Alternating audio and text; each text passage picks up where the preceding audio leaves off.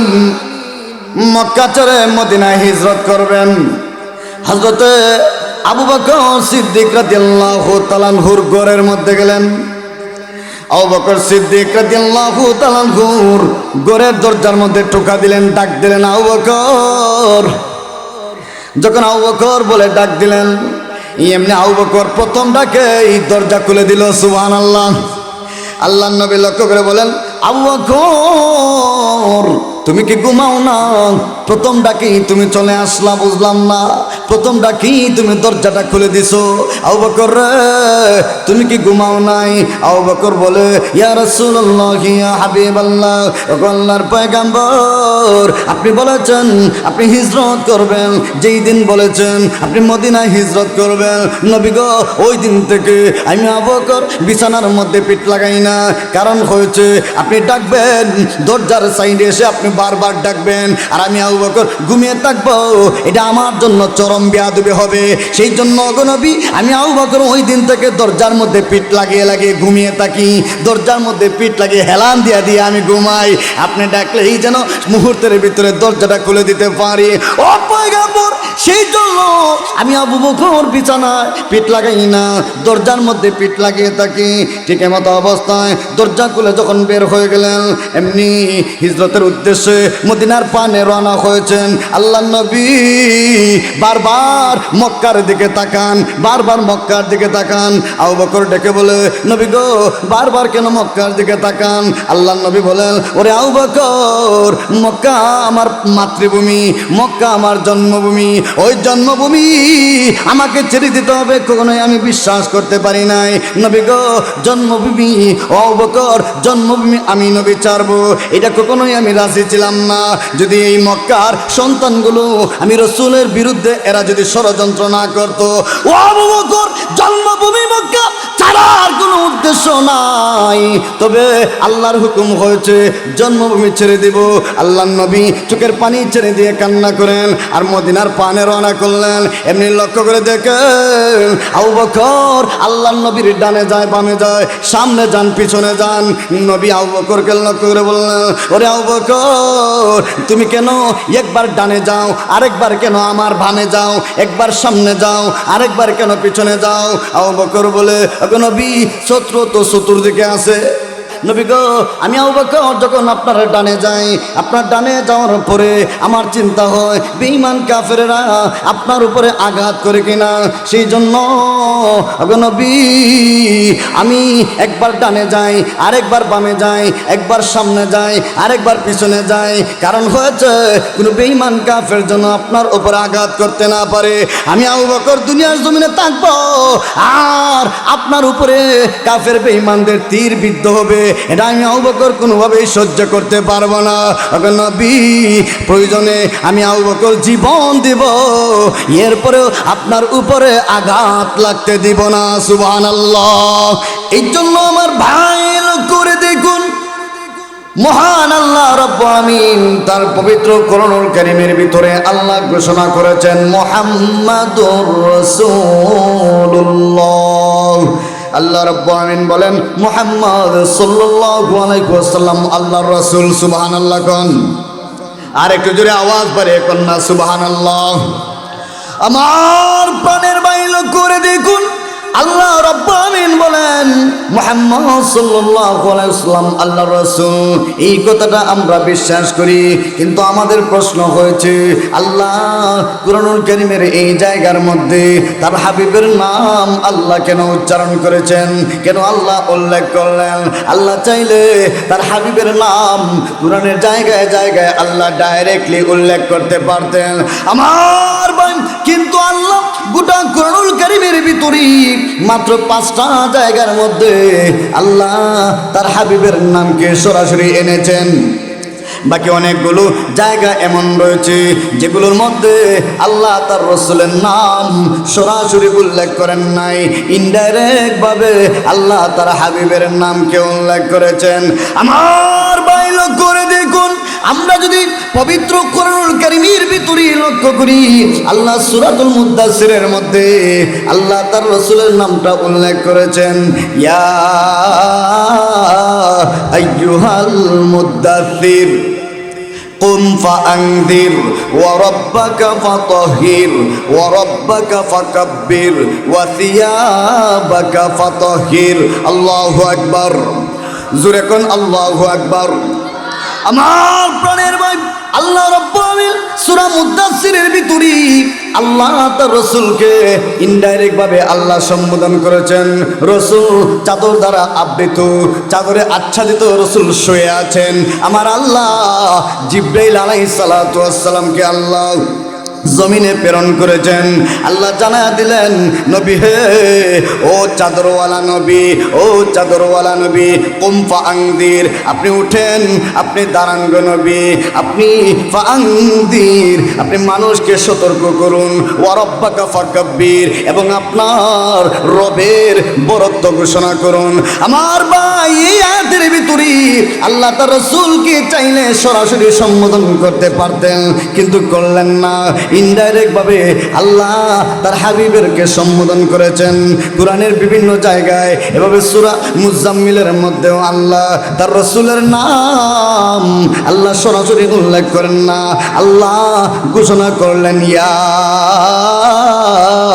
আইয়ুহাল মুজাম্মিল। আল্লাহু আকবার। আমার ভাই, সূরা মুজাম্মিলের মধ্যে আল্লাহ তার রাসূলের নাম আল্লাহ ইনডাইরেক্ট ভাবে উল্লেখ করেছেন। আল্লাহ বলেন, ও কামলিওয়ালা নবী, ও কামলিওয়ালা নবী, নবী গো উঠেন, আপনি আপনার রবের জন্য কিছু সময় দাঁড়িয়ে আপনার রবের কুদরতি কদমের মধ্যে সেজদা করেন। আল্লাহ ডাইরেক্টলি আল্লাহ তার রাসূলকে সম্বোধন করেন নাই। মুফাসসিরিনে কেরামগণ বলেন, মহান আল্লাহ তার হাবিবের নাম আল্লাহ চাইলে জায়গায় জায়গায় আল্লাহ উল্লেখ করতে পারতেন। যেমনি ভাবে আমার আল্লাহ মূসা পয়গম্বরকে উল্লেখ করেছেন, ইয়া মূসা, ইয়া ঈসা, কিন্তু আল্লাহ তার রাসূলের নাম এইভাবে সম্বোধন করেন নাই। তার কারণ হয়েছে আমাদের রাসূলের ইজ্জত, আমাদের রাসূলের সম্মান, আমাদের রাসূলের মর্যাদা সমস্ত নবী রাসূল থেকে আরো বেশি উন্নত, আরো বেশি শ্রেষ্ঠ। জোরে কোন ঠিক কিনা? আল্লাহ আমাদের হাবিবকে এত ইজ্জত, সম্মান, মর্যাদা দান করেছেন। আল্লাহ চাইলে তার রাসূলের নাম জায়গায় জায়গায় আল্লাহ উল্লেখ করতে পারতেন, কিন্তু আল্লাহ করেন নাই। বিশেষ কোনো কারণ ছাড়া, বিশেষ কোনো প্রয়োজন ছাড়া আল্লাহ তার রাসূলের নামকে সরাসরি সম্বোধন করেন না। কিন্তু এই আয়াতের ভিতরে মহান আল্লাহ যে তার হাবিবের নামটাকে সরাসরি আল্লাহ উল্লেখ করেছেন, তার কারণটা কি? আল্লাহ সরাসরি তার হাবিবের নাম উল্লেখ কেন করলেন? তার কারণ হয়েছে, প্রথম নম্বর কারণ হয়েছে আল্লাহ রাব্বুল আলামিন তার রাসূলকে 40 বছর একদিন পর নবুয়তি দান করছেন। যেরকম সুবহানাল্লাহ, 40 বছর একদিন পর আল্লাহ তার রাসূলকে নবুয়তি দিয়েছেন। অর্থাৎ রাসূলের নবুয়তির বয়স হয়েছে 23 বছর, ওহীপ্রাপ্ত হয়েছেন, নবুয়ত প্রাপ্ত হয়েছেন 40 বছর পরে। আর 23 বছর রাসূল ওহীপ্রাপ্ত যখন হলেন, এই 23 বছরের মধ্যে 13 বছর ছিলেন রাসূল মক্কায়, আর 10 বছর ছিলেন রাসূল মদিনায়। এই 23 বছরের ভিতরে আল্লাহ রাসূল সাল্লাল্লাহু আলাইহি ওয়াসাল্লামের উপর মক্কার 13 বছর রাসূলের উপর অনেক জুলুম নির্যাতন হয়েছে। কথা কোন ঠিক কিনা? রাসূলের উপর জুলুম নির্যাতন হয় নাই? রাসূলের উপর জুলুম নির্যাতন হয়েছে। 40 বছর কি হয় নাই? কোনো জুলুম নির্যাতন হয় নাই। কিন্তু যখনই রাসূল নবুয়ত প্রাপ্ত হয়েছেন, তখন আল্লাহর পয়গম্বরের উপর নির্যাতনের আর কোনো সীমা নাই। যারা কালিমা পড়েছে তাদের উপর জুলুম, যারা গ্রহণ করলো, যারা দাওয়াত দেয়, প্রত্যেকের উপর যখন জুলুম আর নির্যাতনের স্টিম রোলার চালানো হয়েছে, এমতো অবস্থায় আমার আল্লাহ রাসূলকে বললেন, ওগো নবী, আপনি ধৈর্য ধরেন, আপনি ধৈর্য ধরেন। কেননা যুগে যুগে যত নবী রাসূলগণ কোরআনের এইভাবে দ্বীনের দাওয়াত দিয়েছেন, এক আল্লাহর দাওয়াত দিয়েছেন, সমস্ত নবী রাসূলদেরকে এইভাবে কষ্টের মুখোমুখি হতে হয়েছে। চিল্লায় এখন ঠিক কিনা? অতএব হে নবী, আপনি নতুন না, আপনার উপরও কষ্ট, জুলুম, নির্যাতন আসবে। এটা আপনাকে সহ্য করতে হবে। আপনার উপরে যে জুলুম নির্যাতন করবে সহ্য করতে হবে। কেমন জুলুম নির্যাতন করেছি? আল্লাহ রাসূল মক্কা থেকে তায়েফ গেলেন। কই গেছেন? তায়েফ। তায়েফবাসীদেরকে যে দ্বীনের দাওয়াত দিলেন, একটা লোক কালেমা গ্রহণ করে নাই। বরং রসুলকে আরো ঠাট্টা মজাক বিদ্রুপ করেছে, উপহাস করেছে, ছোট করবার চেষ্টা করেছে। আমার বাইল করে দেখুন, আল্লাহ নবী বিশ্ব নবী রাহমাতুল লিল আলামিন তায়েফের ভিতরে গেলেন, তায়েফের মধ্যে গেলেন এক আল্লাহর দাওয়াত দেওয়ার জন্য। তায়েফবাসীকে আল্লাহর পয়গম্বর কালেমার দাওয়াত দিলেন। তায়েফের মানুষগুলো কালেমা গ্রহণ করে নাই। তায়েফের মানুষগুলো কিছু কিছু বড় বড় ব্যক্তি এমন রয়েছে, এরা আল্লাহর পয়গম্বরকে লক্ষ্য করে বলে, ও মুহাম্মদ, তোমার মতো মানুষই বুঝে আল্লাহ নবী বানাইছে। নাউজুবিল্লাহ কোন। আরেক ভাই উঠে বলে, ও মুহাম্মদ, কুরাইশ বংশের মাঝে বুঝে আল্লাহ নবী বানাইলো, আর কি কোনো বংশ পায় নাই? নাউজুবিল্লাহ কোন। আরেক লোক কয়, ও মুহাম্মদ, তোমার চেহারা দেখতে চাই না, তুমি আমাদের চোখের সামনে থেকে দূর হও। এইভাবে যখন তায়েফবাসীর কিছু মানুষগুলো আল্লাহর পয়গম্বরকে ইনসাল্ট করতে লাগলো, আল্লাহর পয়গম্বরকে যখন অ্যাভয়েড করলো, আল্লাহর পয়গম্বরকে যখন তুচ্ছ তাচ্ছিল্য করলো, আল্লাহর নবী আবার যখন তায়েফ থেকে যখন মক্কার দিকে রওনা হবেন, এমত অবস্থায় আল্লাহর পয়গম্বরের পিছনে ছোট ছোট কিছু যুবক আর বাচ্চাদেরকে লেলিয়ে দিয়েছে আল্লাহর পয়গম্বরকে পাথর দ্বারা আঘাত করবার জন্য। আমার প্রাণের বাইরে করে দেখুন, আল্লাহর পয়গম্বর মক্কার দিকে যাবেন। আম্মা জান আয়েশা রাদিয়াল্লাহু তাআলা আনহা আল্লাহর নবী পিঠ মুবারক দেখলেন, পিঠের মধ্যে বড় বড় জখম আছে। আম্মা জান আয়েশা কয়, আগে নবী, আপনার পিঠের মধ্যে এত বড় বড় জখম কিসের গো নবী? আগে নবী, উহুদের ময়দানে কি আপনার উপর এত নির্যাতন হয়েছে? আল্লাহর নবী বিশ্ব নবী রাহমাতুল লিল আলামিন লক্ষ্য করে বলেন, ওরে আয়েশা, উহুদের ময়দানে না, উহুদের ময়দানে না, আমি সবচাইতে বেশি কষ্ট এবং দুঃখ পেয়েছি, আমি সবচাইতে বেশি আঘাতপ্রাপ্ত হয়েছি উহুদের চাইতেও, আমি রাসূল আঘাতপ্রাপ্ত হয়েছি তায়েফের ময়দানে। কেননা উহুদের ময়দানে আমার আপনজনেরা আমার কাছে ছিল, আমার পাশে ছিল। উহুদের ময়দানে আমার আপনজনেরা আমার কাছে ছিল, কিন্তু তায়েফের ময়দানে একমাত্র আমার পালে পুত্র যায়েদ ছাড়া আর কেউ ছিল না।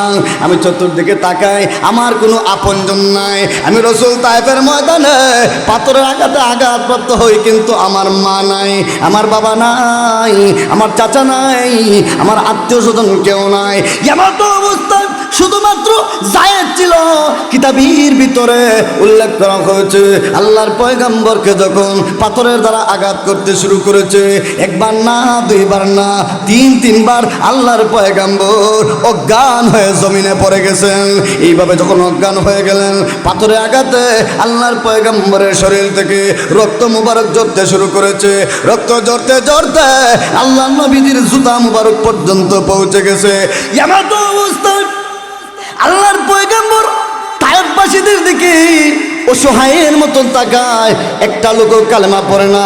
আমার আল্লাহ জিব্রাইলকে লক্ষ্য করে বলেন, জিব্রাইল রে, আমার পয়গম্বরের কাছে যাও, আমার পয়গম্বরকে যায় তুমি বলো নবী কি চায়, আজকে নবী যা চায় তাই হয়ে যাবে। জিব্রাইল কাছে আসলো, আল্লাহর পয়গম্বরকে লক্ষ্য করে বলে, ওগো নবী, তায়েফের লোকেরা আপনাকে কষ্ট দেয়, আপনি বারবার আকাশের দিকে তাকান। নবী গো, চিন্তার কোনো কারণ নাই, টেনশনের কোনো কারণ নাই। ও পয়গম্বর শুনুন, এই মুহূর্তে আপনি যদি বলেন গো জবলে পাহাড়ের ফেরেশতা, ওই পাহাড়ের ফেরেশতা এদেরকে মুহূর্তের ভিতরে পিষে ফেলবে, তায়েফের ময়দান আর তায়েফ থাকবে না, সবগুলো ধূলিসাৎ করে দেবে। নবী আপনি একবার বলেন। আল্লাহর পয়গম্বর বলেন, জিব্রাইল, আমি রাসূল তো রাহমাতুল লিল আলামিন, ওরে জিব্রাইল, আমি কিভাবে আল্লাহর এই বান্দাগুলোর বিরুদ্ধে বদদোয়া করতে পারি? শোনো, এই মানুষগুলো যদি কালেমা না পড়ে রে, এদের সন্তান আদি হলেও কালেমা পড়ে মুসলমান হয়ে যাবে। আমি কেমন করে জোরে কোন ঠিক কিনা, এটা আওয়াজ পারে কোন ঠিক কিনা? আল্লাহর পয়গম্বর পাথরের আঘাত খাইলেন, কিন্তু দাওয়াত চাললেন, দিনের দাওয়াত চাললেন দিনের দাওয়াত চালালেন না। এবার মক্কা গেলেন। মক্কার বেঈমান কাফেরগুলো আল্লাহর পয়গম্বরকে লক্ষ্য করে বলে, ও মুহাম্মদ, শুনেছি তায়েফের ময়দানে নাকি তায়েফবাসীরা নাকি তোমারে খুব মারছে। ও মুহাম্মদ, তায়েফের লোকেরা তোমাকে মারলো, তোমার আল্লাহ কইছিল নাউজুবিল্লাহ কোন। এই সমস্ত কথাগুলো যখন বেঈমান কাফেররা আল্লাহর পয়গম্বরকে বলে, রসুলের আঘাত লাগে, যেরকম ঠিক কিনা, রসুলের আঘাত লাগে, রসুল প্রচন্ড কষ্ট পায়। আল্লাহর পয়গম্বর এরপরেও কালেমার দাওয়াত বন্ধ করেন না। নবী এবার আল্লাহর পয়গম্বর এবার দাওয়াতের কাজ চালু রেখেছেন। দাওয়াতের কাজ আল্লাহর নবী বন্ধ করেন নাই। আল্লাহ পাক রব্বুল আমিন তার পয়গম্বরকে জানিয়ে দিলেন, নবী আমার, আপনি মক্কার জমিনে দাওয়াতের কাজ চালিয়ে যান, দাওয়াতের কাজ বন্ধ করবেন না। কিন্তু কিছুদিন ভিতরে একটা সময় বেঈমান কাফেররা সিদ্ধান্ত নিল মুহাম্মদ সাল্লাল্লাহু আলাইহি ওয়াসাল্লামকে চিরতরে বিদায় করে ফেলবে, আল্লাহর নবীকে দুনিয়া থেকে বিদায় করে দিবে। এই সিদ্ধান্ত এই মানুষগুলো নিয়েছে। যখন এমন সিদ্ধান্ত নিল, আমার আল্লাহ জিব্রাইল আলাইহিস সালাতু ওয়াস সালামকে লক্ষ্য করে বললেন, জিব্রাইল রে, আমার হাবিবকে জানিয়ে দাও এই আজকের ভিতরেই যেন আল্লাহর পয়গম্বর মক্কা থেকে হিজরত করে মদিনায় যেন চলে যান। আমার প্রাণের ভাই, লক্ষ্য করে দেখুন, আল্লাহর নবী বিশ্ব নবী রাহমাতুল লিল আলামিনের কাছে জিব্রাইল আগমন করেছে। জিব্রাইল কয়, আগে নবী, আপনি শুনেন, আপনাকে বেঈমান কাফেররা হত্যা করার জন্য সিদ্ধান্ত নিয়েছে। অতএব নবী গো, আজকে আর আপনি মক্কার মধ্যে থাকবেন না, আজকের ভিতরে আপনাকে হিজরত করতে হবে, আপনাকে মদিনায় চলে যেতে হবে। যখন জিব্রাইল এমন কথা বললেন, আল্লাহর নবী এবার প্রস্তুতি নিয়ে নিয়েছেন। আল্লাহর নবী যে বিছানার মধ্যে তিনি ঘুমান, ওই বিছানার মধ্যে আল্লাহর পয়গম্বর হযরতে আলীকে আনলেন। আলীকে এনে বললেন, ওরে আলী, এই বিছানার মধ্যে তুমি ঘুমিয়ে থাকো, এই বিছানার মধ্যে তুমি শুয়ে থাকো, আমার চাদর দ্বারা তুমি তোমার শরীরকে ঢেকে রাখো। এবার আলী কয়, ওগো নবী, আপনি মক্কা ছেড়ে মদিনায় চলে যাবেন।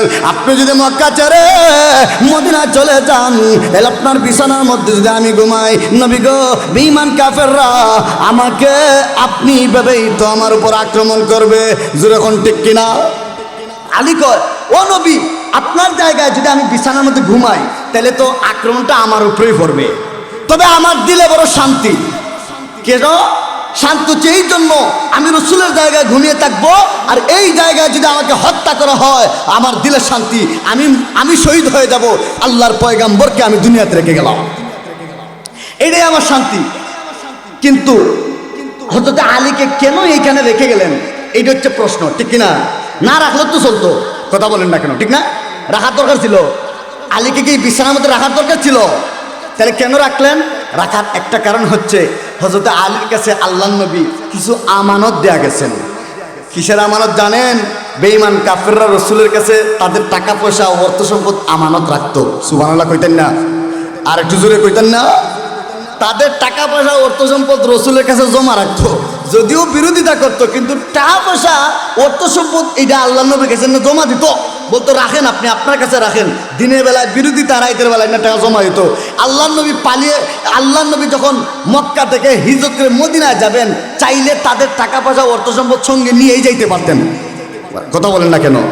আপনি এক লোকের ঝগড়া লাগছেন, আপনার বাড়িতে থাকছে, যাও না, আপনার টাকা পয়সা তার কাছে আছে, ঝগড়াও লাগছেন, এখন যাওয়ানোর সময় কি আপনার এটা বুঝাই দেওয়া যাবো না, এটা লইয়ে যাইব কেনা? তো ভাইয়া আমার শত্রুরা আবার কি দিয়ে দিতাম, সব লইয়া যাও। কিন্তু আল্লাহর নবী দেখলেন, যদিও শত্রু, কিন্তু এদের সব কিছু আমি জমা রেখেই আমি এখান থেকে বিদায় নিই। রসুল যখন সব কিছু আলীর কাছে দিলেন, যাও তুমি তাদের সম্পদ, তাদের যা আছে তুমি বুঝাই দিও, আমি রসুল চলে গেলাম মদিনায় হিজরত করলাম। আমার প্রাণের বাইরে লক্ষ্য করে দেখুন, আল্লাহর নবী বিশ্ব নবী রাহমাতুল লিল আলামিন মক্কা ছেড়ে মদিনায় হিজরত করবেন। হযরতে আবু বকর সিদ্দিক রাদিয়াল্লাহু তাআলা আনহুর ঘরের মধ্যে গেলেন। আবু বকর সিদ্দিক রাদিয়াল্লাহু তাআলা আনহুর ঘরের দরজার মধ্যে টোকা দিলেন, ডাক দিলেন আবু বকর। যখন আবু বকর বলে ডাক দিলেন, এমনি আবু বকর প্রথম ডাকে এই দরজা খুলে দিল। সুবহানাল্লাহ। আল্লাহর নবী লক্ষ্য করে বলেন, আবু বকর তুমি কি ঘুমাও না? প্রথম ডাকি তুমি চলে আসলা, বুঝলাম না। প্রথম ডাকি তুমি দরজাটা খুলে দিছো। আবু বকর রে তুমি কি ঘুমাও নাই? আবু বকর বলে, ইয়া রাসূলুল্লাহ ইয়া হাবিবাল্লাহ, ওগো আল্লাহর পয়গম্বর, আপনি বলেছেন আপনি হিজরত করবেন, যেই দিন বলেছেন আপনি মদিনায় হিজরত করবেন, নবী গো ওই দিন থেকে আমি আবু বকর বিছানার মধ্যে পিঠ লাগাই না। কারণ হয়েছে আপনি ডাকবেন, দরজার সাইডে এসে আপনি বারবার ডাকবেন, আর আমি আবু বকর ঘুমিয়ে থাকবো, এটা আমার জন্য চরম বেয়াদবি হবে। সেই জন্য ওগো নবী আমি আবু বকর ওই দিন থেকে দরজার মধ্যে পিঠ লাগিয়ে লাগিয়ে ঘুমিয়ে থাকি, দরজার মধ্যে পিঠ লাগিয়ে হেলান দিয়া দিয়ে আমি ঘুমাই। আপনি ডাকলেই যেন মুহূর্তের ভিতরে দরজাটা খুলে দিতে পারি। ও পয়গম্বর, সেই জন্য আমি আবু বকর বিছানায় পিঠ লাগাই না, দরজার মধ্যে পিঠ লাগিয়ে থাকি। ঠিক মতো অবস্থায় দরজা খুলে যখন বের হয়ে গেলেন, এমনি হিজরতের উদ্দেশ্যে মদিনার পানে রওনা হয়েছেন। আল্লাহর নবী বারবার মক্কার দিকে তাকান, বারবার মক্কার দিকে তাকান। আবু বকর ডেকে বলে, নবী গো বারবার কেন মক্কার দিকে তাকান? আল্লাহর নবী বলেন, ওরে আবু বকর, মক্কা আমার মাতৃভূমি, মক্কা আমার জন্মভূমি, ওই জন্মভূমি আমাকে ছেড়ে দিতে হবে কখনোই আমি বিশ্বাস করতে পারি নাই। নবী গো জন্মভূমি, ও আবু বকর জন্মভূমি আমি নবী ছাড়বো, এটা কখনোই আমি রাজি ছিলাম না। যদি এই মক্কার সন্তানগুলো আমি রসুলের বিরুদ্ধে এরা যদি ষড়যন্ত্র না করতো, ও আবু বকর জন্মভূমি মক্কা ছাড়ার কোনো উদ্দেশ্য নাই, তবে আল্লাহর হুকুম হয়েছে জন্মভূমি ছেড়ে দিব। আল্লাহর নবী চোখের পানি ছেড়ে দিয়ে কান্না করেন আর মদিনার পানে রওনা করলেন। এমনি লক্ষ্য করে দেখেন আবু বকর আল্লাহর নবীর ডানে যায়, বামে যায়, সামনে যান, পিছনে যান। নবী আবু বকরকে লক্ষ্য করে বললেন, ওরে আবু বকর তুমি কেন একবার ডানে যাও, আরেকবার কেন আমার বামে যাও, একবার সামনে যাও, আরেকবার কেন পিছনে যাও? আবু বকর বলে, ওগো নবী শত্রু তো চতুর্দিকে আছে। ও পয়গম্বর, আপনার শত্রু ইসলামের শত্রু, কুরআনের শত্রু চতুর্দিকে আছে, একদিকে না। নবী গো আমি আবু বকর যখন আপনার ডানে যাই, আপনার ডানে যাওয়ার পরে আমার চিন্তা হয় বেঈমান কাফেররা আপনার উপরে আঘাত করে কিনা, সেই জন্য ওগো নবী আমি একবার ডানে যাই, আরেকবার বামে যাই, একবার সামনে যাই, আরেকবার পিছনে যাই। কারণ হয়েছে কোনো বেঈমান কাফের যেন আপনার উপরে আঘাত করতে না পারে। আমি আবু বকর দুনিয়ার জমিনে থাকবো, আর আপনার উপরে কাফের বেঈমানদের তীর বিদ্ধ হবে, এটা আমি আবু বকর কোনোভাবেই সহ্য করতে পারবো না। ওগো নবী প্রয়োজনে আমি আবু বকর জীবন দিব, এরপরেও আপনার উপরে আঘাত লাগতে দিব না। সুবহানাল্লাহ। এবার আল্লাহর নবী বিশ্ব নবী রাহমাতুল লিল আলামিন আবু বকর সিদ্দিক রাদিয়াল্লাহু তাআলা আনহুকে সঙ্গে নিয়ে রওনা দিয়েছেন, যাচ্ছেন। এবার একটা গুহার ভিতরে আল্লাহর নবী গুহার মধ্যে আশ্রয় নিচ্ছেন রাত্রিটা যাপনের জন্য। সকাল হয়ে যাচ্ছে, রসুল গুহার ভিতরে আশ্রয় নেবেন। আবু বকর ডেকে বলে, নবী গো গুহার ভিতরে কিছু আছে না নাই, একটু টেস্ট করে দেখি, একটু চেক করে দেখি। আবু বকর গুহার ভিতরে প্রবেশ করেছে। গুহার ভিতরে প্রবেশ করার পরে এবার প্রত্যেকটা ফাঁক ফুকরগুলো দেখলো, সমস্ত ফাঁক ফুকরগুলো আবু বকর নিজের পাগড়িটা ছিঁড়ে ছিঁড়ে কুলে কুলে প্রত্যেকটা ছিদ্রের ভিতরে ঢুকায়া দিয়েছে, যেন কোনো সাপ বিচ্ছু আল্লাহর পয়গম্বরের উপরে আঘাত করতে না পারে। কিন্তু একটা ছিদ্র বাকি রয়ে গেছে। আবু বকর আল্লাহর পয়গম্বরকে নিয়ে এবার এই গুহার ভিতরে প্রবেশ করলো। নবী বলে, আবু বকর হাঁটতে হাঁটতে বড় ক্লান্ত হয়ে গেছি, একটু বিশ্রাম নেব, তোমার উরুর মধ্যে আমি একটু মাথাটা রাখবো। আল্লাহর পয়গম্বর এবার আবু বকরের উরুর মধ্যে মাথাটা রাখলেন, একটা পা দিয়া আবু বকর ছিদ্রটাকে ডেকে রাখলো। কিন্তু আমার বাইরে করে দেখুন, মুহূর্তের ভিতরে ছিদ্রের ভিতর থেকে একটা সাপ আবু বকরের পায়ের মধ্যে দংশন করলো। কিতাবের মধ্যে এসেছে, না আওয়াজ কিছু দিও না, লাগাইছো তারপর। কিতাবের ভিতরে এসেছে আবু বকরের পায়ের মধ্যে সাপ যখন দংশন করলো, বেতা এবার যখন বেতায় ব্যতীত হয়ে গেলেন, বেতা প্রচন্ড রকমের বাড়তে লাগলো। আবু বকর বেতার কারণে চিৎকার দিয়ে কান্না করেন না, রসুলের ঘুম ভেঙে যাবে। সুবহানাল্লাহ কোন, রসুলের ঘুম ভেঙে যাবে।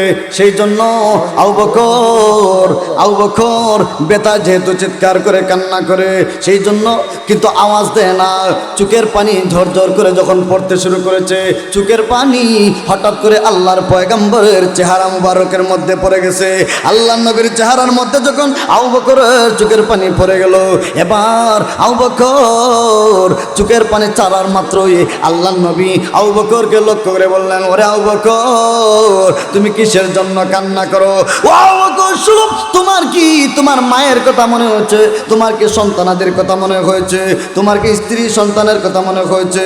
আবু বকর বলে, না গো নবী, সন্তানাদের কথা মনে হয় না, স্ত্রীর কথা স্মরণ হয় নাই। আবু বকর, তাইলে কিসের জন্য কান্না করো? আবু বকর বলে, আবে নবী, আমি আবু বকর কান্না করি, আমার একটা ছিদ্রের মধ্যে পা আমি রেখে দিয়েছিলাম, এবার সর্প আমার পায়ের মধ্যে আঘাত করেছে, দংশন করেছে, ওই বেতায় কান্না করি। আল্লাহর নবী ওই জায়গাটার ভিতরে আল্লাহর নবী মুখে লব লাগাই দিলেন, সঙ্গে সঙ্গে সুস্থ হয়ে গেছেন। সুবহানাল্লাহ কোন, সঙ্গে সঙ্গে যখন সুস্থ হয়ে গেছেন, এমত অবস্থায় আবু বকরকে আল্লাহর পয়গম্বর লক্ষ্য করে বলেন, আরে আবু বকর, তুমি তো সুস্থ হয়ে গেছো, শুনো, তুমি তো প্রথমেই বলতে পারতা, তোমার তো ব্যথা হচ্ছে, এটা তো প্রথমেই বলতে পারতা, কেন বললা না?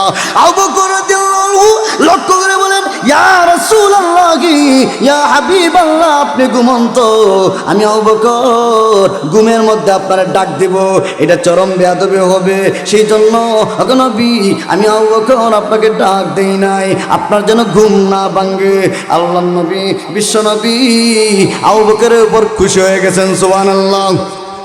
এমত অবস্থায় আবু বকর তাকা দেখে বেঈমান কাফেররা আসতেছে, আবু বকর কয়, নবী গো, এরা তো দেখা যায় পুরা গুহার দিকে আগায় আসতেছে, তাইলে মনে হয় এই মুহূর্তে ধরা পড়ে গেলাম, এই মুহূর্তে আমাদের কি উপায় হবে? আল্লাহর নবী বলেন, ওরে আবু বকর, চিন্তার কোনো কারণ নাই, টেনশন করার কোনো কারণ নাই, আল্লাহ আমাদের রব। সুবহানাল্লাহ, আল্লাহ আমাদের রব, আল্লাহই আমাদের সব। যেরকম ঠিক কিনা?